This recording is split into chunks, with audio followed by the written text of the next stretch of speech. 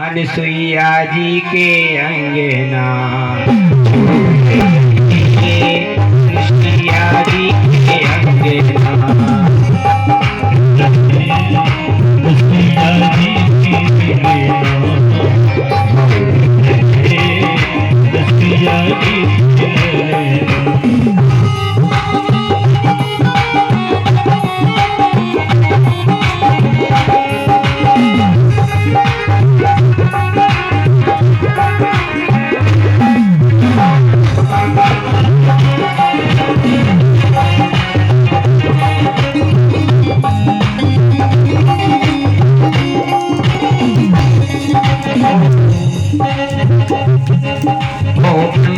विष्णु महेश बन गए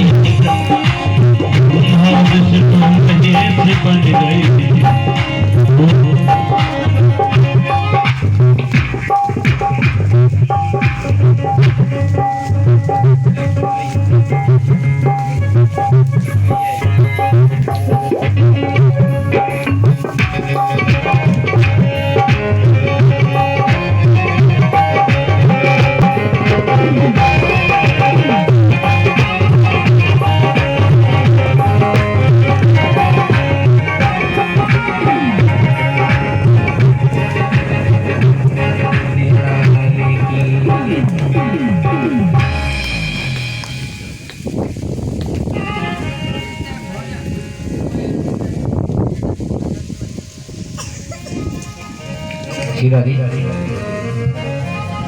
आगे जैसी जल को लिया आपने कहा जल को बजा करके ब्रह्मा विष्णु महेश बड़बड़े हो मूर्ति हो गई, पार्वती क्रोध में हो गई। बताओ इतनी मेहनत करवाई आपने, और अगर यही करवाना तो ऊपर प्रभु स्वर्ग था, और इतने पुरुषों के सामने हम लोगों को ऐसा किया। भगवान कहने लगे नहीं, ये तुम्हें अहंकार था, अहंकार घमंड। और मनुष्य को जब घमंड आता है तो भगवान घमंड को दूर करते हैं। आप ब्रह्मा विष्णु बड़े हुए चलने लगे तो अत्रि मुनि सामने खड़े हो गए, अरे आप तो प्रभु चले जाओगे परंतु हमारा क्या होगा? तो बोले चिंता मत करो, जाओ हम अपने तप से तुम्हें 3 पुत्र देंगे। क्या 3 पुत्र? अब अनसुईया के 3 पुत्र हुए। कौन कौन? ब्रह्मा विष्णु महेश तो बनाए गए, और इन्होंने जो पुत्र दिए वो कौन से हैं? ध्यान देना, अनसुईया के 3 पुत्र। ब्रह्मा विष्णु महेश तो बनाए हुए हैं, लेकिन भगवान ने फिर इनको पुत्र दिए। तो वो वरदान के रूप में पुत्र देते हैं। तो ब्रह्मा जी के द्वारा सोम को दिया गया। कौन? सोम। और विष्णु जी के द्वारा दत्तात्रेय, जो आज कौन दक्षिण भारत में सुप्रसिद्ध हैं दत्तात्रेय, कई मंदिर हैं दत्तात्रेय। और शंकर जी के द्वारा दुर्वासा। ये 3 ऋषि दिए गए। और कौन दुर्वासा? साधारण नहीं है, जो दुबा के भोजन करने वाले, अगर जिनको श्राप दे दे तत्काल वही होता है, वरदान दे दे तो वही होता है। कुंती को उन्हीं तो वरदान दिया था। ऐसे दुर्वासा ये कौन की संतान है? किनकी संतान? अनसुईया की संतान है। ये कोई साधारण नहीं है।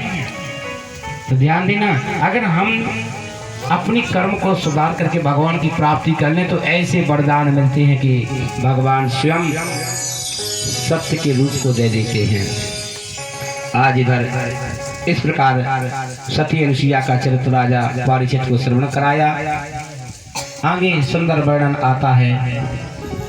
एक बार चतुर्थ स्कंद के 15वें अध्याय में प्रवेश कर रहे अपन। इस अध्याय में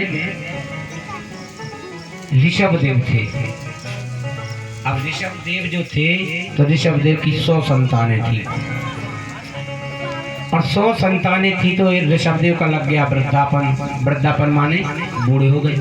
तो सबको लगता है कि चलो हम वृद्ध हो गए तो इस राजपाट में किसी को योग्य लड़के को बैठा दें। अब योग्य लड़का देखें तो कहाँ देखें? बोले चलो 100 को बुलाओ। सोई पुत्र को बुलाया गया। सोई पुत्र आए, 100 पुत्र बैठे। बोले भैया बताओ तुम्हें भगवान ने जन्म किस लिए दिया? तो बड़ा लड़का बोले बताएं। बोले हाँ। बोले खाओ पियो और घूमो। बोले अलग हो तुम। ऐसे एक एक करके 99 लड़के फैल।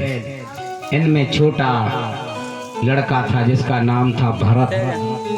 अच्छा, इस धरती का नाम पहले जन्मेजय था, अजन्मेजय। और ये देश का भारत नाम क्यों पड़ा? अपने देश का नाम भारत। अपने देश में अपनी कथाओं में गाथाओं में ऐसे भरत हुए कि इस देश का नाम भारत हो गया।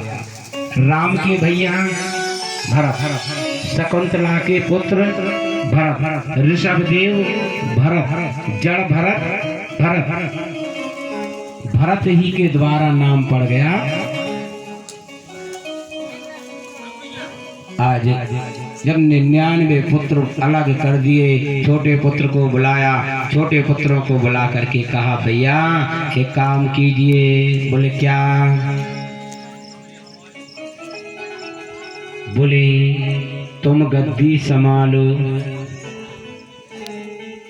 गद्दी संभालो। छोटे भैया बोले अगर मैं गद्दी संभालूंगा तो 99 चढ़ जाएंगे। तो बात सही। तो बोले पिताजी ऐसा नहीं। बोले क्यों? अरे मैं पिता हूँ और प्रता अगर जिसको हाथ रख दे जो दे दे कोई थोड़ी मना करेगा।